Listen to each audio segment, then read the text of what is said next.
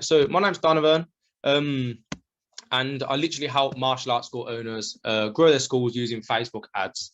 That's literally all we do. We only use Facebook ads and we only work with martial arts school owners. So I've put together a few questions that Ricky actually let me know, because I asked him what sort of questions would you want the answers to.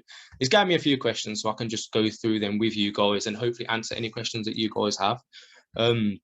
Obviously, there's a lot to marketing, there's a lot to Facebook advertising, so it's not all in here. But I've tried to answer just a good few questions that I feel like you guys will have. Okay, so first and foremost. Okay, so first of all, the true reach of social media. I hear off a lot of people that Facebook's dying. That simply isn't the case. If you look at Facebook's by far the biggest social media platform still to this day. These statistics aren't updated still. So TikTok is a little higher than that, but it's still nowhere near the king that is Facebook. There are things that other social media platforms do better, but Facebook is still the king. They still do have 1.2 billion active Facebook users every single day. So if you ever hear someone saying Facebook's dead, don't use Facebook. They don't know what they're talking about, because Facebook genuinely is the king in many ways, especially in how many people are using it. And so the reason why we actually advertise through social media is there's a lot of people who still use radios, they use billboards, they use leaflets, and they use stuff like that, which is absolutely fine. But if you're not using social media, you really are missing out. If you notice here, social media, $2.50 for every 1,000 people that you reach, in comparison to other ways of advertising. It's much cheaper. Not only that, but the first 1,000 people that you're reaching are highly targeted people. On social media, Facebook knows everything about its users. It knows people's ages, they know what people are interested in, they know what sort of pages that you like. They know so much stuff about each user that you can target people so specifically. So the 1,000 people that you're reaching are highly targeted people, and it's cheaper to target. So it's just a no-brainer that you should try and use social media advertising as a way of marketing. Okay, so jumping straight into questions that I've been asked by martial arts school owners. Hopefully this will just answer any questions that you do have. If not, just ask me any questions at the end and I'll be happy to answer them for you. Can you all hear me okay? Yeah. Yes, sir. Okay. Perfect. Okay, so the first question I get is, should I boost posts? Because I see so many people boosting posts. So the short answer for martial arts school owners, in my opinion, is no, you shouldn't boost posts. I think boosting posts is a way that Facebook gets more money out of its users without actually doing much for them, especially for martial arts school owners. So the reason why I say this is, as martial arts school owners, we want more members generally. That's the reason you're advertising. You want more members. Through boosting posts, you're not getting more members, you're just putting your post out there in front of more people. Usually that doesn't correlate to any more members. So if you are going to advertise properly, I'd use Facebook lead forms, as that way you actually get leads and you can actually track the cost per lead. Some of the positives for boosting posts are that they are extremely easy to do. You'll literally get a notification from Facebook, I'm sure you've seen it, where it will say this post is doing better than usual, boost this post for £10, reach 1,000 people. Now, the 1,000 people that you're reaching are also people who are likely to like and comment on your post, but they're not necessarily likely to come to your gym. They're just trying to get you more reach, if you will, more people to see your post, but it's not actually going to correlate to more members. Negatives of this is you can only target one audience. When we run Facebook ads, we test what works and we try and find what works. You can't do that with boosted posts, and it's unlikely to get you any more new members. I'm not saying it won't, but you won't be able to actually track how many members it's got for how much it costs you. However, if you do run Facebook ads, it's a little more complex to learn, but you can test multiple audiences, you can test multiple creatives. It's great for acquiring new leads. And the biggest one is you can track your lead costs. That's so important. It's so important to be able to track how much each lead's costing you. So then you can track how much each member's costing you. So you can check that your advertising actually is profitable for you. Make sense? Yes, sir. Okay, sweet. So as I said, boosted posts offer a quick fix for reaching more people, but this doesn't necessarily benefit martial arts school owners as we want leads. If you want to boost posts, you can boost posts, but Facebook leads honestly would be the best way to do it. Just running ads properly and putting a little bit of time into learning how to do that would benefit your school in a better way. Okay, another question I'm asked is how can more people see my school organically? So here I'm specifically talking about Facebook, your Facebook page, and just how to get on the feed more. So I'm not going to lie, Facebook's organic reach is not what it used to be. I'm not going to sugarcoat it. Facebook's organic reach used to be really, really good as like things like TikTok and Instagram and stuff like. Even Instagram's not as good now, but it used to be better than it is. But it's not as good as it once was. Facebook only shows your posts to 1 to 3% of your audience. So you might notice that your Facebook page has 1,000 people like it, but when you put up a post, you only get like 10 likes. That's not because people don't like your content. That's just simply because people aren't seeing your content. So one way to get around this is just make sure you're posting regular. You can't up the amount that your content's seen, but what you can do is you can post more, so there's more content being put on the feed, which means more people are seeing the post. If each post is being saw by 1 to 3%, you post 3 a day, you're upping it there and then. Another way you can do it is utilize your personal account. People generally know that you're a martial arts school owner, so there's nothing wrong with putting up a Facebook live video on your personal account, just posts about different offers that you've got running at your school, and just really using the people that you've got on your main account, your personal account. Those accounts aren't limited in the same way pages are, because they know that they can monetize and make money off of pages accounts by getting you to boost posts and things like that. Another way is give parents a reason to share. So one thing that I really like that most martial arts schools do, but not all of them, is star of the week for like children.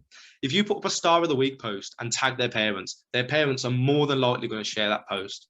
If they share that post, you're going to reach their entire friends list, which means you're opening yourself up to more people in your community. So if you put up a star of the week post every single week and a parent shared it every single week, you're reaching another friends list every single week in your own community. So that's another good way that I see people organically reaching more people. So overall, Facebook's organic side is not as amazing as it once was. So make sure you're posting regularly, utilize your personal accounts, and give people a reason to share your posts. So I know what you might be thinking, should I use another social media then, such as TikTok, just something like that. So for me personally, I don't think you should be getting rid of your Facebook account and focusing on TikTok or something like that. I saw someone literally put a post about this the other week, and I debated with them in the comments. So the reason why I say that is because on TikTok, you get loads of views. If you get it right, you can get loads of views. You can get 20,000 views, 50,000 views, even 100,000 plus views. But those views are all around the country. They're all around the world. They're not in your local area. You're not getting hundreds of thousands of views or tens of thousands of views in your area from people who are going to come to your gym. It's just a quick video that people all around the world can see, all around the world will comment. So unless your product is available, you have a product or service that's available all around the world, there's not really much benefit to that if you're a location-based business and people can't get to your business. Just my opinion. Obviously you can utilize TikTok as well to get more views and get people to notice your brand, but as far as getting more members to your gym, there are literally just going to be people around the world and around the country who see your posts. Okay, moving on. Should I make more pages for different classes that we run? This is something that I see lots of martial arts schools do. Generally, I see them do this, and then within 4 or 5 months, they just start focusing back on their main page again because it gets too confusing. And that's what I think. I think that there's no real benefit to having multiple pages. I suppose if you could only get women on the women's page, only get parents on the kids' page, then maybe there could be a little benefit, but you're going to get confused. You're going to have messages that you'll miss. You're going to have comments that you miss simply because you've got too many pages running at the same time. And it's like you've got spinning plates. Honestly, I'd just focus on one main page, and I'd focus on posting as regularly as you possibly can, quality content as regularly as you possibly can on that main page, in my opinion. Because I've seen a lot of people do multiple pages, and then within a few months, they start just focusing on their main page again because it gets too confusing. iOS 14. Has anyone heard about iOS 14? Yeah. So So iOS 14, what happened was Apple basically made it so on their App Store, any app that's on the App Store can no longer track its users after their user comes off of the app unless the user opts in, which doesn't sound like too much of a problem, but it did create a lot of problems. Because the way people used to use Facebook ads is they used to be able to track the users after they came off the site. They'd be able to use landing pages and things like that and be able to track their results very clearly. But if anyone has opted out on Facebook now, if you take the user to an external site, such as a landing page or something like that, Facebook can't track it clearly. So you could have 60 leads that come from your ad and go onto the external site, but Facebook will say that you got 50 or you got 45 or something like that. Because it just can't track the way that it used to. A lot of people say that this is a huge problem and we're not going to be able to get past it. I'm not personally of that mindset, as if you're using lead forms, Facebook can still track them the way that they've always tracked them. I've noticed that cost per leads are slightly going up lately, ever since iOS 14 came in place, but it's nothing to worry about in my opinion. As long as you're using Facebook leads and keeping people on the site, Facebook's results are going to be tracked the same way that they've always been tracked. And we haven't really noticed too much difference there. If you're using landing pages or something like that, e-commerce store or something online, then it's going to be a completely different ball game. But as far as location-based businesses using lead forms, I don't really see too much issue, especially for the fact that Facebook's main revenue stream is advertising. So they're not going to allow too many problems. All they're going to do is just keep trying to fix any issues. As I said, for lead forms, I don't really see too many issues now. And if you do notice any issues for yourself, I don't see them being issues for much longer, because Facebook main revenue stream is advertising. They're not going to allow problems for too long. Okay, this is a question that I get asked so much. What is a good cost per lead? So the average is about £10 per lead. That's the average.